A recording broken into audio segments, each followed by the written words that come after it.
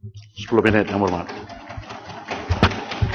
Yang Hormat, Yang Bertua, saya bangun untuk menyatakan sokongan atas langkah dan usaha kerajaan yang diumumkan oleh Yang Berhormat Perdana Menteri sebentar tadi dalam menangani ancaman keganasan terlampau Islamic State atau ISIL atau ISIS, kerana ia memerlukan muafakat seluruhnya di negara kita. Pertama, yakin bahawa masalah ini masalah yang nyata dengan fakta yang jelas yang merupakan malapetaka kepada umat terutama di dunia Islam. Belum pernah dalam sejarah mutakhir negara Islam telah diancam dari pergelutan serangan luar dan serangan dalam sehebat ini. Oleh demikian, kesungguhan kerajaan bersama untuk menangani masalah ini harus disegerakan dan mendapat dukungan. Keduanya, saya juga mengalung-alungkan tindakan Yang Amat Perdana Menteri mengemukakan kertas putih di Parlimen. Suatu tradisi dan amalan yang sehat yang saya percaya boleh diteruskan, terutama dalam menangani isu-isu nasional dan internasional yang besar yang sama-sama kita hadapi. Saya tidak mahu mengulang kenyataan Yang Berhormat Perdana Menteri bahawa kumpulan pelampau Islamic State itu ternyata ditolak bukan sahaja oleh sarjana dan ulama, tapi oleh rakyat. Tetapi ia ada tarikan sendiri. Sebab itu perlu ada usaha penjelasan yang teliti dan matang.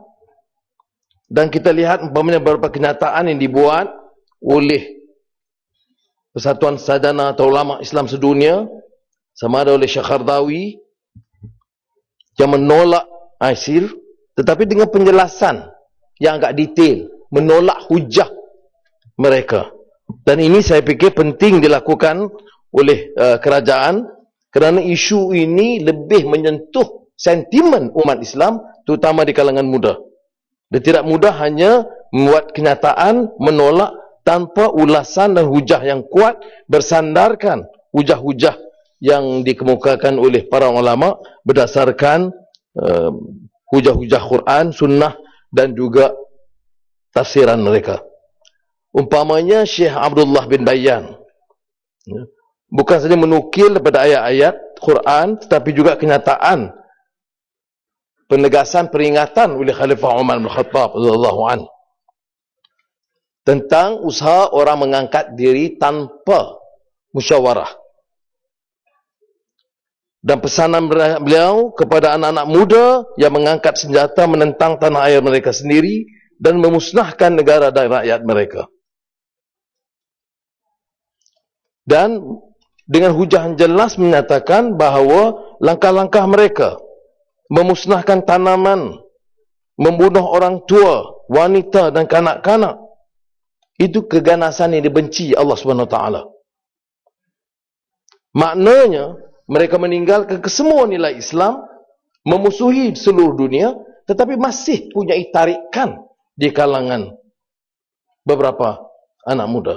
Sebab itu penjelasan yang teliti patut dibuat. Saya juga ingin kerajaan Malaysia meneliti ulasan oleh Pertubuhan Ulama Sedunia yang dipengusikan oleh Syekh Qardawi, tapi kenyataan dibuat oleh Syekh Dr. Ahmad Ar-Raisuni, kerana hujah beliau itu menangkis setiap hujah yang dibuat oleh ISIL tentang kedudukan dan kesempurnaan hujah mereka, khilafah ala minhaj nubuwah. Itu yang memberikan tarikan kepada anak-anak muda. Bukan saja sebagai khalifah biasa, tapi khalifah rasyidah, khalifah ala minhaj nubuwah, yang memberikan tarikan kerana mereka mengatakan kegagalan pemerintah di dunia Islam melaksanakan bukan saja syariat Islam, tetapi prinsip keadilan itu sendiri. Jadi oleh demikian, saya untuk menyelamatkan, terutama di negara kita, selain daripada slogan-slogan seperti wasatiyah dan sebagainya, yang perlu ialah penjelasan, termasuk apa yang disebut oleh Perdana Menteri tentang apa yang dimaksudkan maqasid syariah itu. Maqasid itu matlamat syariah yang murni, yang menjamin keselamatan, yang menegakkan hukum, yang menolak kezaliman, yang meletakkan asas-asas dan prinsip tata kelola pemerintahan yang adil, yang tidak menyerang rakyat dan menimbulkan rasa benci rakyat kepada sistem yang wujud. Sebab itu sementara saya menyatakan sokongan jelas dan tegas, saya juga ingin mengingatkan kerajaan supaya jangan hanya menyebut soal ISIL di Syria. Kerana malapetaka di Syria itu dimulakan oleh Bashar Assad sehingga ratusan ribu terkorban. Jadi bahaya kita bila bincang soal keganasan ISIL ini seolah-olah menutup kezaliman, pembunuhan terang-terang, ratusan ribu terkorban, tidak ada bicara. Sebab itu yang betul, bahasa wacana kita, language of discourse, itu tidak patut hanya tertakluk kepada London atau Washington. Sementara kita menyokong langkah peringkat internasional, baik Amerika atau Eropah dan dunia Arab, tapi kita harus juga tahu bahawa yang kita nak tegakkan ialah prinsip murni Islam dan keadilan. Dan sebab itu, kezaliman dalam bentuk apapun tidak harus dipertahankan ataupun didiamkan. Karena kalau kita bicara berbeza dengan kenyataan-kenyataan ulama yang berwibawa, bila kita bicara soal ISIL, dia juga bicara tentang malapetaka umat oleh kerana kezaliman penguasa-penguasa Arab yang ada. Dan ini berterusan dan ada kebimbangan yang disuarakan bahawa tindakan terhadap pengganas ISIL ini itu seolah-olah memberi sedikit lagi ruang kepada tokoh-tokoh pemimpin zalim seperti Bashar Assad untuk meneruskan rencana dan muslihat mereka. Tampau. Saya bagi contoh umpamanya yang terbaru, UAE. Tampau boleh saya mencelah? Sekejap. Imarat umpamanya baru membuat satu keputusan kerajaan yang menyatakan Syekh Qaradawi termasuk pengganas. Dan dua organisasi yang cukup wibawa di England, Muslim Council of Britain dan CARE, Islamic Relief, yang paling efektif di Amerika Syarikat, itu juga dianggap sebagai pengganas. Walaupun ini ditolak oleh pentadbiran Amerika, saya lihat kenyataan John Kerry yang menyatakan kami tidak tertakluk dengan pendapat ini. Tapi bahayanya yang betul ialah bila kita diminta menyokong langkah ini, pemerintah menggunakan ini untuk menghentam kalangan yang tidak cocok dengan sikap mereka. Kita ambil pengalaman tahun 60 tatkala dibentangkan Akta Keselamatan Dalam Negeri. Dan alasan pada masa itu cukup jelas. Ini ada kaitan dengan yang Muhammad Perdana Menteri mengatakan nak pindah undang-undang, nak diperkuatkan. Yang pada prinsipnya saya boleh menyokong. Karena soal keganasan ini, pengganas ini, militan harus ditangani secara menyeluruh, winning the hearts and minds of the people. Tapi kebimbangan saya ialah tahun 60 bila umpamanya wakil-wakil PAS di Parlimen menyokong dengan jaminan ISA itu untuk komunis militan. Maknanya bukan saja komunis yang angkat senjata. Tapi akibatnya ISA digunakan oleh kepada ramai yang menjadi mangsa. Termasuk dari Menteri UMNO sendiri, Aziz Ishak dan lain-lain. Saya tak kira lah. Jadi oleh itu betul saya ingat pesanan ini. Kedua saya nak sebut dalam perkara ini ialah tentang hal yang berkaitan dengan Global Terrorism Index. Saya minta sementara menyokong langkah kerajaan dan menyokong langkah-langkah diambil itu, utamanya dalam hal ini ialah cawangan khas polis kerana dia dapat mengenal pasti dan kita tahu prestasi cawangan khas polis dalam perkara ini dan peruntukan yang besar pada mereka. Tetapi kita juga harus menjawab beberapa kritikan besar. Umpamanya Global Terrorism Index yang dikeluarkan oleh Institute for Economics and Peace. Selain daripada menyebut semua negara lain dan kematian yang besar, juga menyatakan masalah yang harus ditangani oleh kerajaan Malaysia. The majority of claimed death from terrorist attacks, 66% in 2013, are claimed by only 4 terrorist organizations: ISIL, Boko Haram, Taliban, and Al-Qaeda and its affiliates. Tetapi yang puncanya yang harus kita tegakkan yang betul ialah weak political system, a lack of political legitimacy, and the presence of state-sponsored violence. Ini saya kaitkan dengan Syria dan juga peringatan kepada kerajaan supaya waspada tentang perkara ini. Kerana Malaysia berada dalam kedudukan 48 dari 124 negara yang dianggap menghadapi ancaman kurang keupayaan memantau mengikut Global Terrorism Index 2014.